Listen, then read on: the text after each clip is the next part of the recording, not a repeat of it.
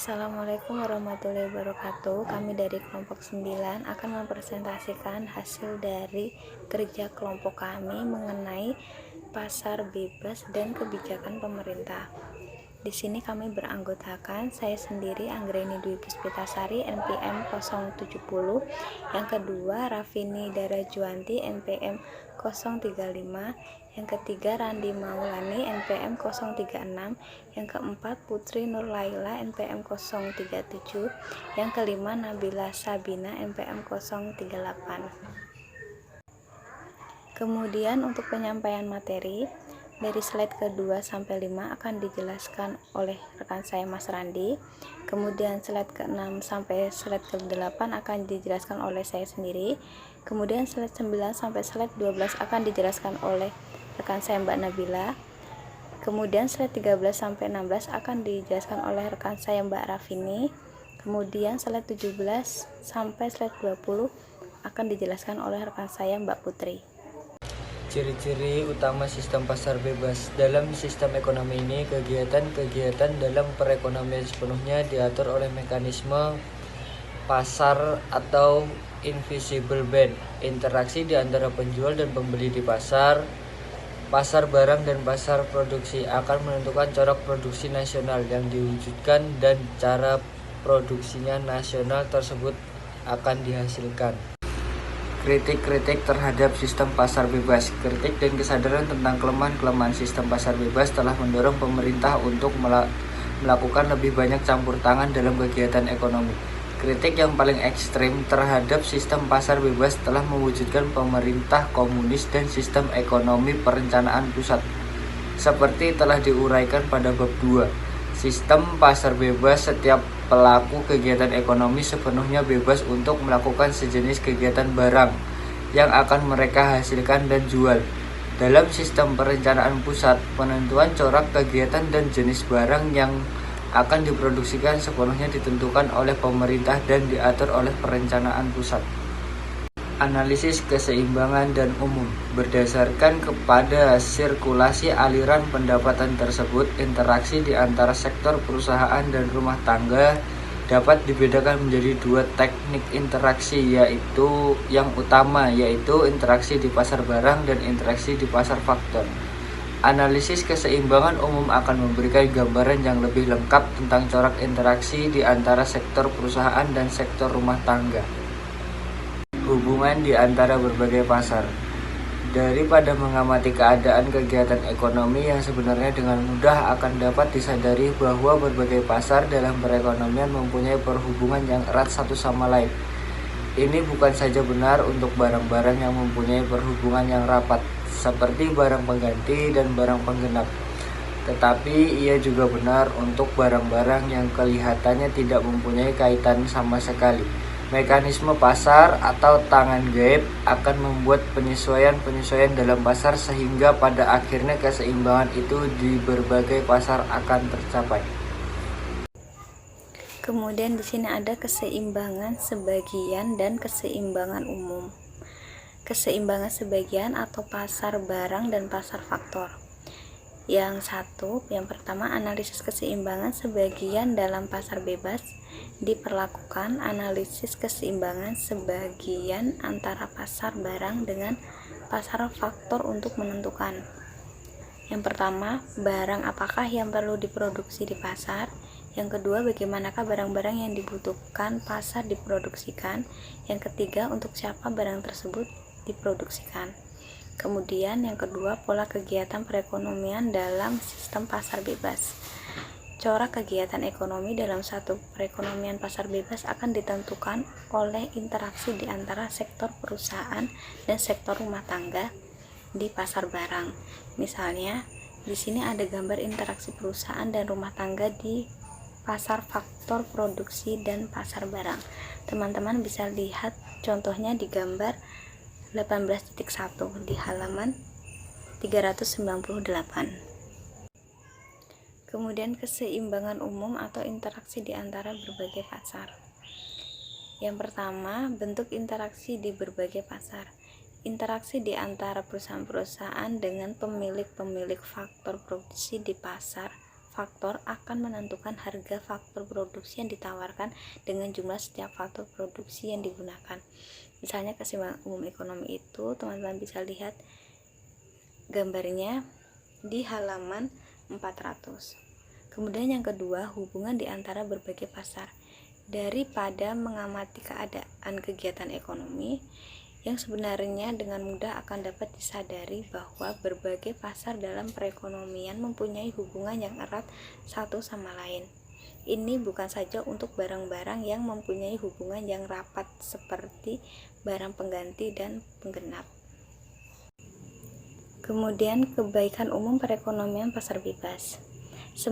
Sejak lama, ahli-ahli ekonomi berkeyakinan bahwa sistem ekonomi pasar bebas mempunyai beberapa kelebihan dan keistimewaan jika dibandingkan dengan sistem ekonomi yang lain.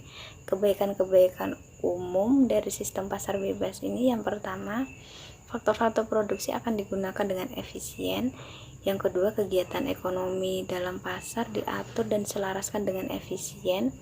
Yang ketiga, pertumbuhan ekonomi yang teguh akan dapat terwujud. Yang keempat, pelaku kegiatan ekonomi diberi kebebasan untuk melakukan kegiatan ekonomi yang disukainya. Baik, saya akan melanjutkan presentasi sebelumnya tentang pasar bebas dan kebijakan pemerintah, yaitu tentang kebaikan-kebaikan lain pasar bebas, yaitu sistem ekonomi pasar bebas mempunyai beberapa kebaikan lain. Yang pertama, ada dapat secara efisien menyelaraskan berbagai kegiatan ekonomi. Yang kedua, ada mewujudkan pertumbuhan ekonomi yang teguh dalam jangka panjang. Yang ketiga, setiap pihak baik produsen ataupun konsumen mempunyai kebebasan dalam memilih kegiatan ekonomi yang ingin dijalankannya dan membeli barang dan jasa yang ingin dinikmatinya. Yang pertama, ada menyelaraskan kegiatan ekonomi dengan efisiensi. Perekonomian ini terdiri dari beribu-ribu jenis pasar, yaitu berbagai pasar bahan makanan, bahan pertanian lain, barang pertambangan, dan berbagai jenis barang industri dan berbagai jasa-jasa lainnya. Berbagai pasar ini adalah saling berhubungan satu sama lain dan mereka terus-menerus mengalami perubahan. Perubahan di suatu pasar ini akan menimbulkan penyesuaian di pasar-pasar lainnya. Lalu yang kedua, ada kebebasan dalam melakukan kegiatan ekonomi. Corak kegiatan ekonomi yang wujud dalam suatu perekonomian pasar sepenuhnya tergantung kepada kehendak-kehendak individu di dalam perekonomian tersebut. Mereka diberikan kebebasan untuk menentukan keinginan mereka, dan keinginan mereka inilah yang seterusnya akan menentukan corak kegiatan ekonomi yang akan wujud di dalam pasar.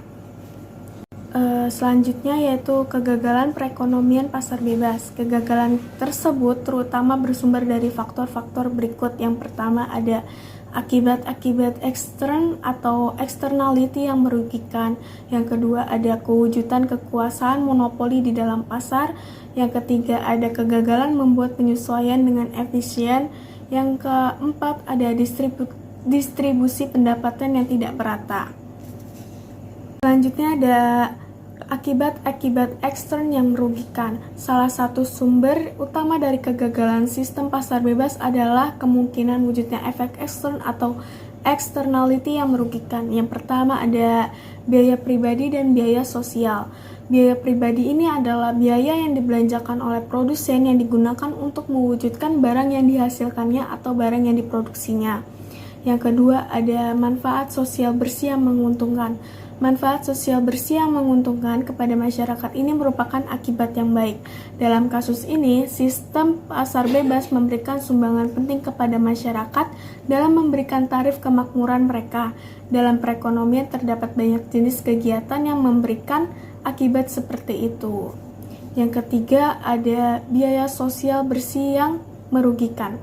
Pihak-pihak yang menjalankan kegiatan tersebut akan memperoleh keuntungan pribadi yang tinggi sama produksi dan penjualan narkoba akan memberikan pendapatan dan keuntungan yang tinggi kepada yang menjalankannya, tetapi penggunaan narkoba sangat merugikan masyarakat. karena menyebabkan orang menjadi malas, tidak mampu bekerja, dan merusak kesehatan dan akibat-akibat lainnya. Barang publik dan juga barang merit. Dalam perekonomian, barang yang sering diproduksi adalah barang pribadi. Barang pribadi sendiri adalah barang yang dapat dinikmati dan juga dibeli secara pribadi oleh setiap orang dalam perekonomian. Selain barang pribadi, terdapat pula barang publik dan juga barang merit.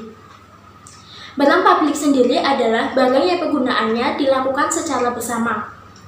Contohnya, jalan raya, televisi, dan juga siaran radio. Sedangkan barang merit adalah sebagian barang yang perlu dikontrol dan digalakkan produksinya. Karena sistem pasar bebas tidak mampu dengan tepat menentukan jumlah barang yang akan diproduksi. Barang merit sendiri terbagi menjadi dua, yaitu barang merit baik dan juga barang merit buruk. Barang merit baik adalah barang yang memiliki efek positif bagi kemakmuran masyarakat, sehingga pemerintah perlu lebih menggalakkan produksinya. Contohnya adalah pendidikan. Yang kedua adalah barang merit buruk. Barang merit buruk adalah barang yang memiliki efek samping negatif bagi masyarakat, sehingga produksinya perlu dikurangi atau dilarang. Contohnya adalah perjudian. Selanjutnya adalah akibat buruk dari kekuatan monopoli. Dalam sistem ekonomi pasar bebas, sebenarnya terdapat keadaan-keadaan yang akan memunculkan atau terwujudnya kekuatan monopoli, seperti perusahaan yang berkembang lebih pesat dari yang lainnya, pada akhirnya akan menjadi badan yang mempunyai kekuasaan untuk mempengaruhi keadaan di pasar. Kemudian, mewujudkan penyesuaian segera dan efisien. Perubahan-perubahan selalu berlaku di berbagai pasar, dan penyesuaian-penyesuaian juga perlu dibuat agar perekonomian mencapai keseimbangan kembali. Akan tetapi, dalam prakteknya, perubahan-perubahan yang terdapat dalam pasar tidak dilaksanakan, sehingga timbul masalah-masalah ketidakefisienan di dalam pasar. Contoh dari ketidakefisienan di dalam pasar adalah perkembangan ekonomi yang tidak seimbang di berbagai wilayah. Selanjutnya adalah ketidaksetaraan distribusi pendapatan. Salah satu kelemahan dalam sistem pasar bebas adalah kecenderungan untuk mewujudkan distribusi pendapatan yang semakin tidak setara apabila perekonomian semakin berkembang. Perekonomian pasar akan cenderung memberikan ganjaran yang lebih besar kepada pihak-pihak yang mempunyai kemampuan, sehingga terdapat golongan yang memperoleh pendapatan yang sangat tinggi dan ada pula yang memperoleh pendapatan yang sangat rendah. Sedangkan tujuan dari kegiatan setiap perekonomian adalah mewujudkan keadilan ekonomi, sehingga wujud dari ketidaksetaraan yang nyata dalam distribusi pendapatan dan kekayaan menimbulkan ketidakpuasan terhadap operasi dan efisiensi sistem ekonomi pasar bebas. Kemudian adalah bentuk campur tangan pemerintah. Campur tangan pemerintah memiliki beberapa tujuan yang penting. Yang pertama adalah mengawasi agar eksternaliti kegiatan ekonomi yang merugikan dapat dihindari atau akibat buruknya dapat dikurangi. Yang kedua, menyediakan barang publik yang cukup sehingga masyarakat dapat memperoleh barang tersebut dengan mudah dan dengan biaya yang murah. Yang ketiga, mengawasi kegiatan-kegiatan perusahaan. Yang keempat, menjamin agar kegiatan ekonomi yang dilakukan tidak menimbulkan penindasan dan ketidaksetaraan di dalam masyarakat. Dan yang terakhir, memastikan agar pertumbuhan ekonomi dapat diwujudkan dengan efisien. Kemudian, bentuk campur tangan pemerintah dalam kegiatan ekonomi. Yang pertama adalah membuat dan melaksanakan peraturan dan juga undang-undang. Yang kedua, secara langsung melakukan beberapa kegiatan ekonomi. Yang ketiga, melakukan kegiatan fiskal dan juga moneter. Berikutnya, undang-undang untuk mempertinggi efisiensi. Yang pertama, peraturan dan undang-undang yang dibuat pemerintah untuk mengatur berbagai kegiatan ekonomi dalam suatu negara dapat mencapai dua tujuan utama dalam usaha untuk mempertinggi efisiensi mekanisme pasar. Yang pertama, peraturan dan undang-undang akan dapat menciptakan suasana ekonomi dan sosial yang akan memberikan gerakan ke arah terciptanya sistem mekanisme pasar yang efisien dan lancar. Dan yang kedua, peraturan dan undang-undang dapat digunakan untuk memastikan agar persaingan yang dilakukan oleh perusahaan-perusahaan dilakukan sebebas mungkin dan kekuasaan monopoli sedapat mungkin dalamnya. Dan yang ketiga, menentukan aturan permainan. Pentingnya membuat peraturan dan undang-undang yang akan menjamin berfungsinya mekanisme pasar secara efisien dapat dengan jelas terlihat apabila diperhatikan akibat-akibat buruk yang mungkin timbul apabila setiap pelaku kegiatan ekonomi diberikan kebebasan yang tidak terbatas dalam melakukan kegiatannya. Dan yang keempat, menciptakan persaingan yang lebih bebas. Tujuan kedua dari membuat undang-undang yang mengatur kegiatan ekonomi adalah untuk menjamin agar perekonomian tidak terdapat kekuasaan monopoli dan setiap pelaku kegiatan ekonomi dapat menjalankan kegiatannya dalam suasana persaingan yang relatif bebas. Selanjutnya, campur tangan langsung. Dalam beberapa kegiatan tertentu, undang-undang saja belum dapat memberikan jaminan bahwa kegiatan-kegiatan ini dapat dilaksanakan secara efisien atau akan memberi kemakmuran yang paling tinggi kepada masyarakat.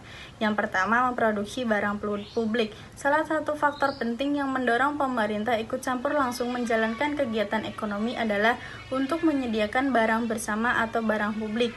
Tujuan lain campur tangan langsung. Campur tangan pemerintah dalam perekonomian tidak saja terbatas kepada penyediaan barang bersama dan barang setengah bersama, tetapi juga menghasilkan barang-barang atau jasa dan jasa yang tidak digunakan secara bersama oleh seluruh masyarakat. Barang-barang itu dapat dijual kepada perseorangan dalam masyarakat. Selanjutnya, kebijakan fiskal dan moneter. Kebijakan yang dijalankan oleh Bank Sentral untuk mengatur jumlah uang dalam perekonomian dinamakan kebijakan moneter.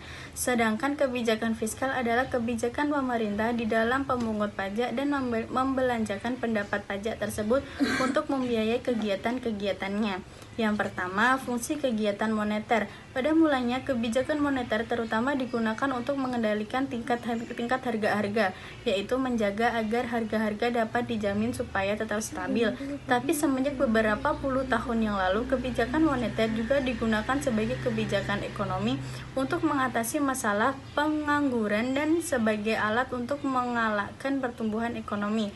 Yang kedua, fungsi kebijakan fiskal. Kebijakan fiskal mulai digunakan secara aktif untuk mempengaruhi kegiatan ekonomi sejak setengah abad yang lalu. Sebelum itu, banyak orang bertemu pendapat bahwa pemerintah haruslah menjadi contoh kepada masyarakat, yaitu pemerintah harus berbelanja sama dengan pendapatannya. Yang keempat, mempertinggi efisiensi penggunaan faktor produksi. Setiap negara, faktor-faktor produksi perlu digunakan secara seimbang di berbagai sektor ekonomi, di berbagai wilayah, dan di antara golongan masyarakat. Dengan cara demikian, distribusi pendapatan dan kesetaraan kemakmuran di berbagai sektor, wilayah, dan golongan masyarakat dapat tercipta. Di dalam ekonomi pasar, di mana tidak terdapat campur tangan pemerintah, keadaan seperti ini jarang berlaku. Mekanisme pasar cenderung akan menciptakan ketidakseimbangan yang semakin bertambah lebar. Sektor yang lebih maju akan mengalami perkembangan yang lebih cepat lagi, dan wilayah yang lebih maju akan menjadi penghambat bagi perkembangan wilayah yang lebih miskin. Dan yang keempat, meratakan distribusi pendapatan. Beberapa negara maju kerap kali dinamakan sebagai negara kemakmuran. Dinamakan demikian karena negara-negara itu membuat kebijakan-kebijakan yang bertujuan untuk lebih mendekatkan pemerataan pendapatan masyarakat, sehingga perbedaan di antara golongan masyarakat yang sangat kaya dengan yang sangat miskin tidak begitu nyata. Tujuan itu dicapai terutama dengan menggunakan alat-alat kebijakan fiskal. Alat-alat kebijakan fiskal tersebut adalah yang pertama, menjalankan sistem pajak yang bersifat progresif, dan yang kedua, melakukan pembelanjaan perbelanjaan yang bersifat membantu golongan masyarakat yang sangat miskin, yaitu memberikan bantuan kepada golongan masyarakat tersebut.